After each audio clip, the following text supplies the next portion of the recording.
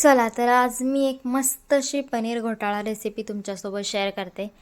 त्यासाठी एक कांदा बारीक कट करून घ्यायचा, सोबत एक टोमॅटोसुद्धा कट करायचं आणि एक मीडियम साईजची शिमला मिर्च बारीक अशी चॉप करून घ्यायची. त्यानंतर अद्रक लसूण हे व्यवस्थित असं क्रश करून घ्यायचं. आता कढईमध्ये थोडंसं बटर तेल टाकायचं आणि ते गरम झाल्यानंतर त्यामध्ये जिरं, अद्रक लसूणची पेस्ट आणि कांदा हे थोडंसं सॉटे झालं की त्यामध्ये एक टोमॅटो टाकायचा आणि लगेच त्यावर मीठ टाकायचं, कारण मिठामुळे ना लगेच टोमॅटो सॉटे होतं. त्यामुळे हे 2 मिनटं झाल्यानंतर त्याच्यामध्ये मी ॲड केली एक शिमला मिरची थोडीशी होऊ दिली. त्यानंतर त्याच्यामध्ये मिरची पावडर, धने पावडर, गरम मसाला, हळद हे मसाले ॲड केले आणि हे 2 मिनटं झाल्यानंतर त्यामध्ये 1 कप पाणी इतकं मी ॲड केलं. या पाण्याला बॉईल येऊ दिलं आणि ह्याच्यामध्ये ग्रेट केलेलं पनीर मी टाकलं.